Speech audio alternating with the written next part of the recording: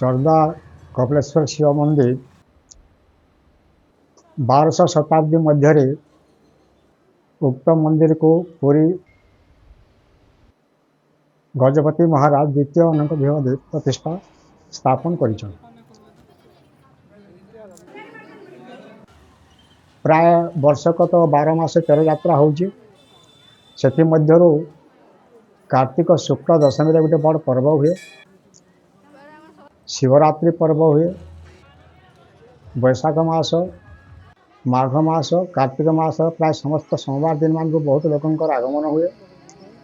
श्रावण मासर प्रति सोमवार दिन काउडिया मान जलाभिषेक हुए एवं एठारे थिबा पार्श्व थिबा चढ़ई देवी ठारे नवदिनात्मक आश्विन मासरे शारदीय पूजा हुए।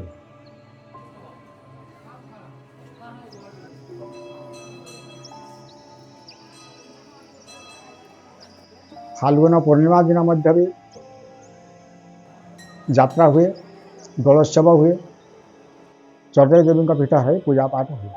प्रथम तो ये 1200 शताब्दी मध्य मंदिर निर्माण होती। पुरी अनंत भीमदेव गजपति महाराज उक्त मंदिर को निर्माण करते। किंवदंती अनुसार अनंत भीमदेव रोगरे पीड़ित थे। रोगरे से बहुत कष्ट साध्य रोग आराम न होबार जगन्नाथंकर आदेश अनुसार से शिवलिंग स्थापन करें। चित्रतला नदी तीरे तीरे शिवलिंग स्थापन कर आसी पापक्ष ठारे वर्तमान जो ठारे पापक्ष घाट कहते उक्त पापक्ष घाट से स्नान समय पाप मोचन है एवं रोग मुक्त हेले एवं सेठारे से मंदिर निर्माण करने को जाऊले। सेठारो राजा को स्वप्नादेश है जे एठारे शिव मंदिर तैयार करना है एवं एठारो प्राय 1 कोश पश्चिम को एक छोटिया पहाड़ पर मु स्वयं विराजमान अच्छे एवं सेठाको तमे जाओ सेठारे मंदिर निर्माण करिबा। तांकर स्वप्नादेश अनुसार राजा आसिले मंदिर स्थापन कले एवं प्रतिष्ठा कले।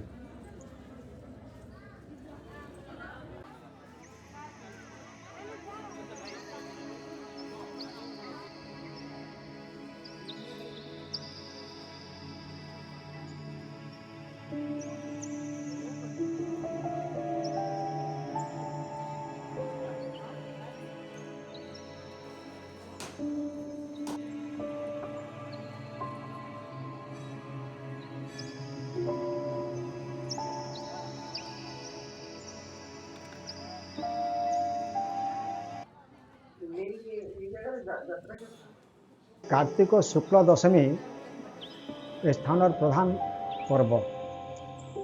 उक्त दशमी दिन यही अंचल समस्त देवी माने शिवं को वर्ण कर आसती एवं एठारे बहुत लोकों समागम होता है।